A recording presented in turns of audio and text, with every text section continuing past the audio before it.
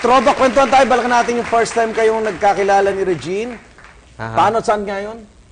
Well, nagsisimula pa lang akong singer noon eh. Oo. Hindi ko lang alam kung anong taon. Siguro 1980. 86, 87 yan. Mga ganyan. No? Ano sabay tayo? Ako'y front act ni Ding Dong. Abansado. Abansado? Front act ako.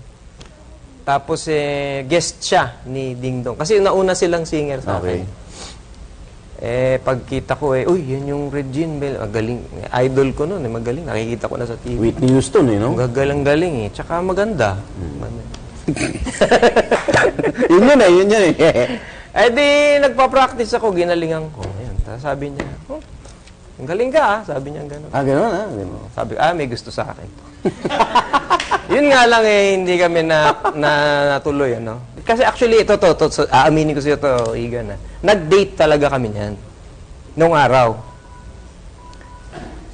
Nung nag-date kami, di syempre, sinabi ko kay Mang Jerry, pwede ko ba i-date yung anak niyo? O sige, pero sumama daw yung manager. Nag-date kami.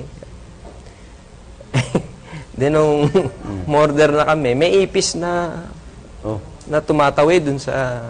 Talaga? Oo. Pinatay niya ng kamay niya. Kamay? Oo. Sabi ko, ay, ba't ganun? Turn off? Hindi naman. Hindi naman. Nabigla lang ako.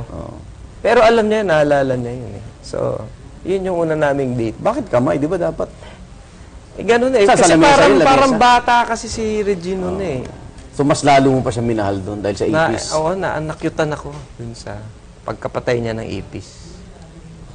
Talaga sa lamesa yun? Kamay, Meron pa siya inong isang gimmick Kasi nagkasama kami.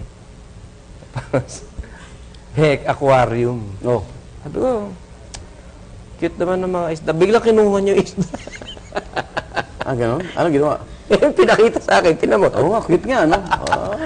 Kakaiba talaga. So, hindi ginagawa ng ordinary? Hindi Hindi pa cute na Hindi, wala. Bakit sinabi niya rito, hindi siya nagpapakute? Kung ano yung natural niya, ganun siya. So, pero naudlot yun? Naudlot kasi wala nagkaiba kami ng landas. Paano bumalik uli? Di, naging magkaibigan kami ulit. Diba? Pagkatapos nung...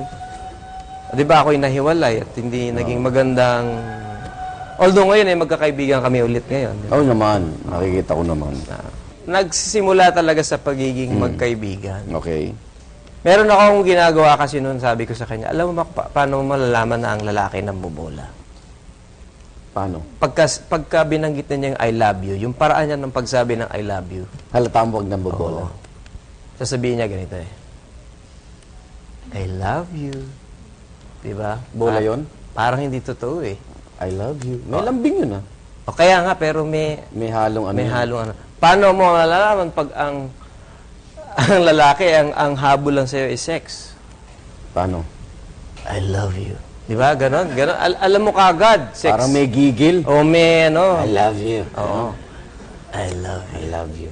Ganyan. Di ba? Paano mo malalaman na itong lalaki ito, may tinatago? Bading pala. Oo. Paano? I love you. May ganon. May ganon. I love you. O, ganon, di ba? Okay. So sabi niya sa akin, paano mo ngayon malalaman kung tunay na pagmamahal? Siguro ganito. I love you. Ganon.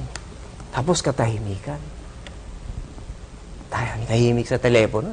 Tahimik. Tapos sabi mo, I love you. Ganon. Tahimik na Hindi, parang may naramdaman kaming weird. So, yun na yun. Yun nagsimula yun. Cute, no? Sa joke ng I love you. Okay,